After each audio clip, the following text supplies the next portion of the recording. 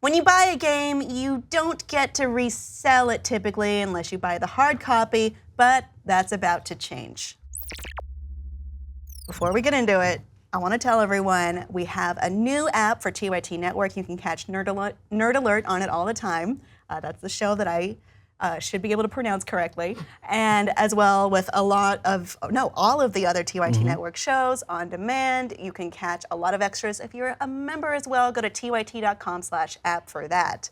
Now, there's another kind of app coming out, in a way. It's more of a service, and it's called Robot Cash.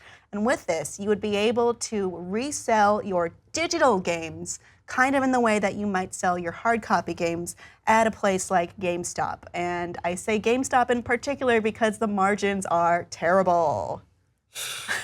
They are brutal. So with this service, what was it, like 70% goes to the publisher. The publisher. 25% goes to the consumer, which is you. Yeah, and 5% goes to Robot Cash. Yes. So you run the risk, like we were saying, like I was telling you earlier, you run the risk of saying, do I go to GameStop and get $3 for my game, or do I go to Robot Cash and get $2.50 potentially? Like you literally, do I want to get out my bed or not to do this?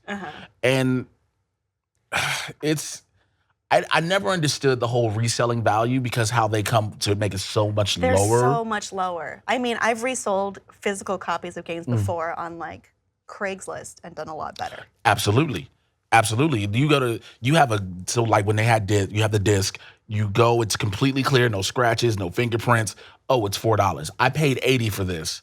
Well, we're going to get it $4. But you're going to resell it for $35, $40, if not more. Yeah. So how does that work out for me? And again, I don't see the value in a service like this unless it's just, oh, you don't have to leave home. Well, the thing is, it is digital. So maybe if you have games on, it's very similar to Steam on your library, on your computer.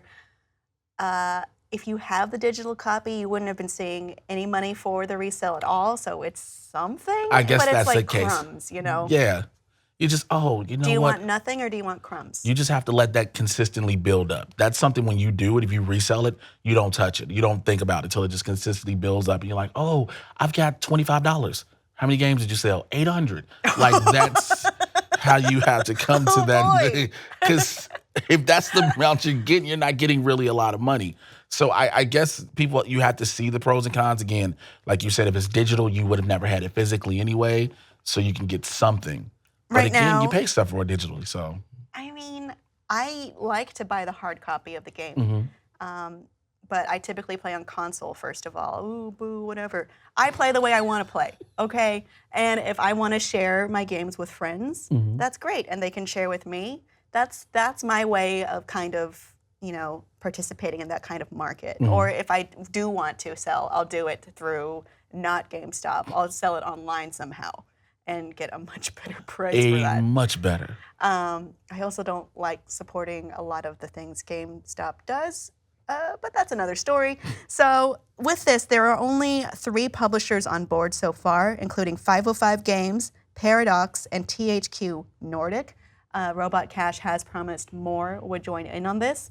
And I don't see why game companies would be opposed to it necessarily because they're getting 70% of the profit. It benefits them. But yeah, it does benefit them unless they have like their own platform. Resale platform. Yeah. And if they don't, if they don't, this benefits them totally. This is like right up there, like, oh, we've already got the original money for the game. We can have some more. This benefits them. It doesn't benefit any consumer at all. So. It does, but just barely. I mean, $2.50 worth. These markets kind of suck for the consumer. I don't know if there's going to be a better alternative in the future that doesn't already exist. I told you the way I do it. Audience, what do you do with your used games that you don't want anymore? Do you share them? Do you sell them? Do you throw them in the trash and call it a day? Please let us know and like and subscribe for more.